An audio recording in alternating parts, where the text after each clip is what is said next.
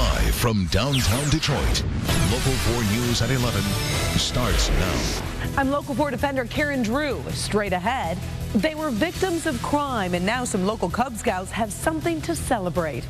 If you put trust in the goodness of the people around you, it'll pay you back.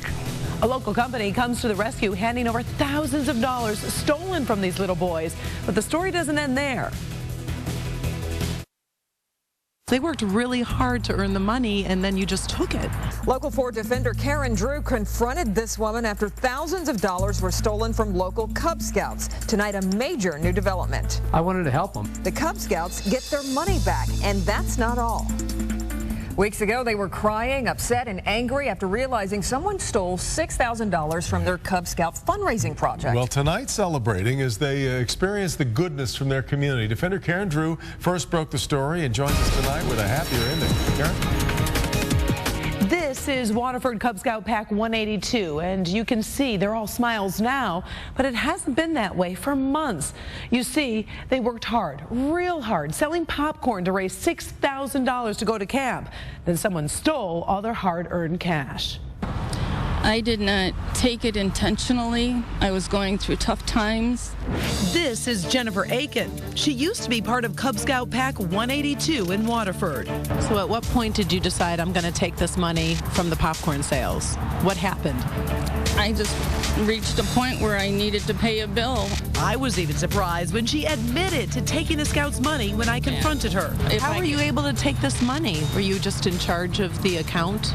I was given the money from the popcorn sales, and I did not put it directly into the Cub Scout account. Aiken had been on the run since a warrant for her arrest was issued on a charge of embezzlement this summer.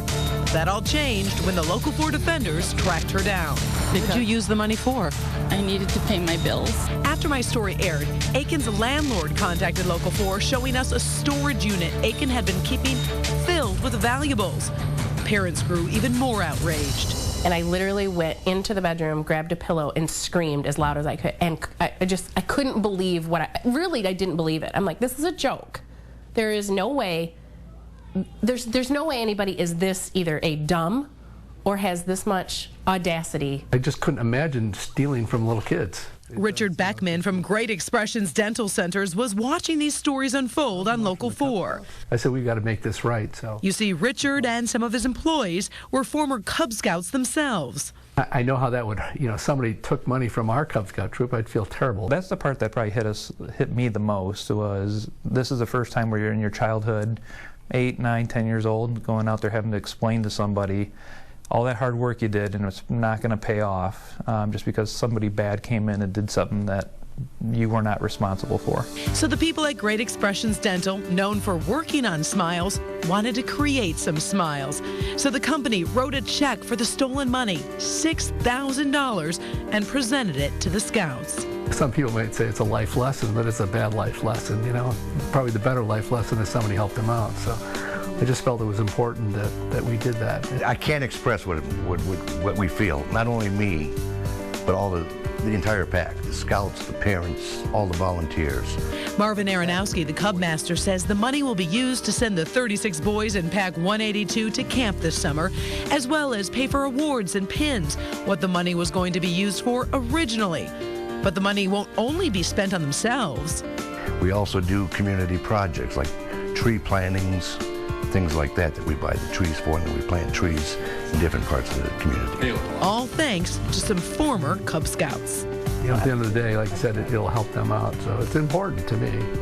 The boys will learn that, throughout life, things may not always go your way.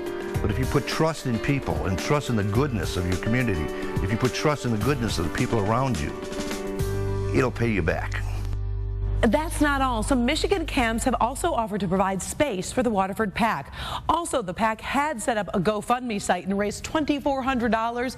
They say they will use that money to help other Scouts in need to attend camp and do service projects, as they didn't want to collect any more money than was stolen from them. Meantime, Jennifer Aiken is scheduled to be in court next week on the embezzlement charge. Of course, the defenders will be there as well. Karen Drew, Local 4 Defenders. Good, it's a happy ending for those Boy Well, Scouts. the Troop Master makes a great point, too. When you help the Scouts, you're helping them help others, because that's really what they want to be in it for.